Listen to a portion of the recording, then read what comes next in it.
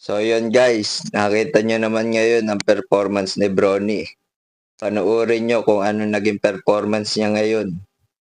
Sinubukan nilang mag-scoring si Bronny James. Kaso anong nangyari?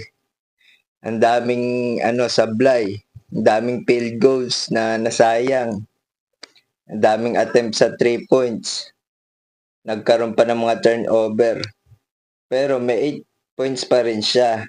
5 rebounds, 2 steal. May steal pa rin. Hindi nawawala yung niya. Yung defensive niya, minded. Pero sa scoring, mag-improve pa siguro yan. Medyo kabado pa siguro. Kaya bata pa naman, marami pang magiging experience yan. Lalakas pa yan sa scoring. Pero may depensa. Yun lang, kung walang depensa, tas wala na scoring, basura na yan. Diba?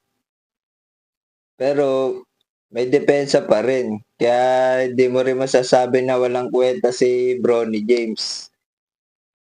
Kaya si Lebron na bahala dyan. Ang dami naman pwede umiscore sa Lakers kung sakali eh. Nandiyan si Bronny James. Si Lebron James. Si D'Angelo Russell. Si Austin Reeves. Ang dami pwedeng umiscore sa Lakers. Kaya pwede na pandepensa na lang si Bronny. Napakabilis naman kumilos.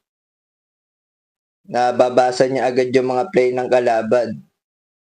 Kaya huwag kayong mag-alala mga fans. Bronny James, pasok pa rin niya sa NBA. Hindi na tayo mambabas sa mga laro niya. Mag-i-improve pa yan guys.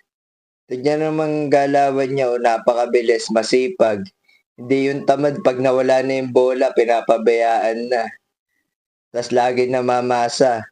Binigyan lang talaga ng play yan ngayon na maging scoring. Siyempre, para ma-experience naman niya yung masanay siya. Pag yung kailangan umiscore, di ba? Ganun rin naman mga defensive player ng Lakers eh. Sila ready shot si Vanderbilt. Hindi naman gano'ng mga umi-score yan, pero grabe naman sa depensa, di ba? Si Lalo Lebron na bahala dyan. Sila Anthony Davis, si Austin Reeves, D'Angelo Russell. Sila na balang umiscore dyan. Kaya guys, huwag kayong mag-alala, mag-i-improve pa yan. Huwag kayong magalit kay Bronny James. Hindi na tayo haters guys. So yun, good luck sa'yo Bronny James at sa Lakers. Sana lumakas pa kayo at makapasok ng playoffs at mag-champion naman ulit ngayon.